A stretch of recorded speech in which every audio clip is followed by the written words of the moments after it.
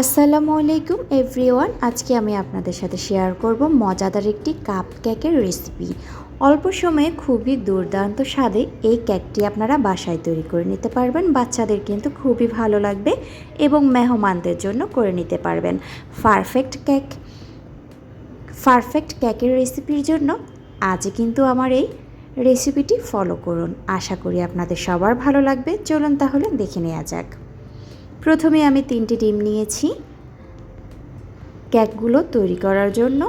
এর মধ্যে আমি 2 মিনিট ব্লেন্ড করে নিয়েছি হ্যান্ড মিক্সারের সাহায্যে। এর মধ্যে দিয়ে দিয়েছি পরিমাণ মতো চিনি, হাফ চামচ লবণ। আবারও 2 মিনিট হ্যান্ড মিক্সারের সাহায্যে ব্লেন্ড করে নিব। এর মধ্যে দিয়েছি বেকিং পাউডার 1 চামচ, হাফ চামচ বেকিং সোডা, হাফ চামচ দিয়েছি ভ্যানিলা এসেন্স, হাফ চামচ দিয়েছি অরেঞ্জ ফুড কালার। এর মধ্যে 3 চামচ রান্নার তেল দিয়ে দিয়েছি। এবার আবারও 2 থেকে 3 মিনিট আমি কেকের ব্যাটারটা ভালো করে ফোম তৈরি করে নেব। অবশ্যই 4 থেকে 5 মিনিটের বেশি কিন্তু হ্যান্ড মিক্সারের সাহায্যে ব্লেন্ড করবেন না, না হয় কিন্তু ফোমটা নষ্ট হয়ে যাবে।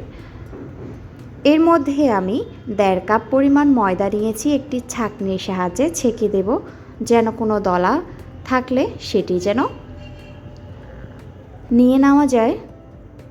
সেজন্য এইভাবে কিন্তু ময়দাগুলো ছেঁকে দেবেন ছাঁকনির সাহায্যে। এই পর্যায়ে ভালো করে কেকের ব্যাটারের সাথে ময়দাগুলো মিক্স করে নেবেন।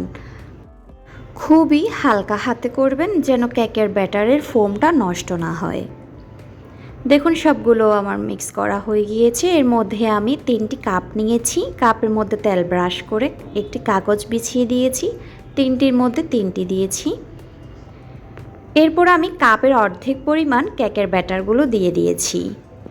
অবশ্য সেটা আমি ক্যামেরা বন্দি করতে পারিনি। এরপরে দিয়ে দিয়েছি কিশমিশ এবং বাদাম কুচি। অবশ্যই কেকের ব্যাটারগুলো কাপের অর্ধেক পরিমাণ দেবেন, বাকিটা কিন্তু খালি থাকবে। এই প্রসেসে যদি কেক বাসায় তৈরি করতে চান তাহলে অবশ্যই কিন্তু আমার এই রেসিপিটি ফলো করবেন। আশা করি আপনাদের সবার ভালো লাগবে। ভালো লাগলে কিন্তু অবশ্যই কমেন্ট বক্সে জানিয়ে দেবেন কেমন হয়েছে। চুলায় আমি একটি হাঁড়ি গরম করে একটি কাপড় দিয়ে দিয়েছি। এর মধ্যে 3টে কাপ বসিয়ে দিয়েছি। দেখতে পাচ্ছেন ঠিক এই প্রসেসে করবেন। এরপরে ঢাকনি দিয়ে আমি 15 মিনিট পর আমি ফিরে এসেছি। 15 মিনিটের মধ্যেই কিন্তু আমার কেকগুলো হয়ে গিয়েছে।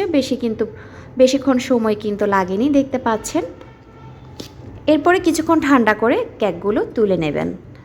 ঠিক এই প্রসেসে তুলে নেবেন, তাহলে কিন্তু কেকগুলো ভেঙে যাওয়ার সম্ভাবনা থাকবে না। দেখতে পাচ্ছেন খুবই স্পঞ্জি তুলতুলে নরম হয়েছে। এই কেকগুলো কিন্তু আপনি 1 সপ্তাহের মতো বাসায় সংরক্ষণ করে রাখতে পারবেন, কোনো সমস্যা হবে না। আজকের ভিডিওটি ভালো লাগলে অবশ্যই সাবস্ক্রাইব করবেন, কমেন্ট করবেন, লাইক করবেন এবং পাশে থাকবেন। আল্লাহ হাফেজ সবাইকে।